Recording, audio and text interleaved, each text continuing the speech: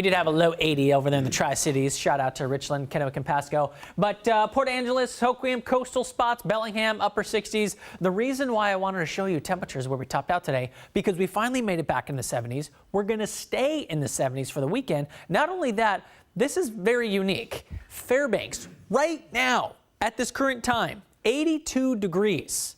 Juneau is at 73. There's a little town just to the north of Juneau that ended up getting into the mid-80s today, which was 1 degree shy of the all-time record high that they got right there on the panhandle of Alaska. So today was a day that was definitely summer-like for the great state of Alaska. For us, it was very seasonal. We had showers, couple thunderstorms in the mountains. Everything right now is quiet, and this whole system, this pattern we've been in, is beginning to slow down. Okay, and you're noticing that because if you've been watching the last couple of days, I've been tracking storms left and right at this hour and the 11 o'clock hour, but of course that is not so much the case this evening. So temperatures tonight dropping into the mid-50s, just like we have been. A mix of clouds. Of course, we'll call it partly cloudy overnight, partly cloudy in the morning, turning mostly sunny, and we're going to look pretty good going into the afternoon. I showed this earlier. I'll show it again. Overnight tonight, not much activity.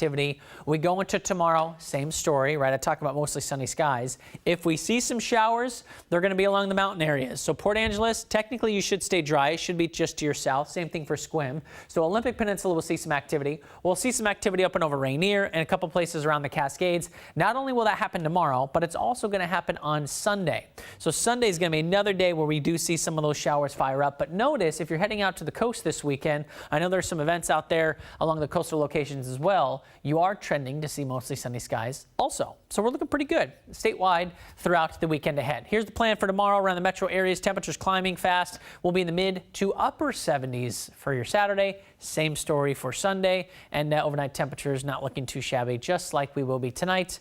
We will drop into the mid 50s. So if we see rain move back into Puget Sound area at all, it's going to be early next week, and it's not going to be that much. So Monday, Tuesday, we have a chance of that. But notice, as we go into your holiday, actually drying out. We'll stay partly cloudy, temperatures mid-70 range, so it's going to be very nice for Independence Day, which is not too far away. All right, Jordan, coming up, it's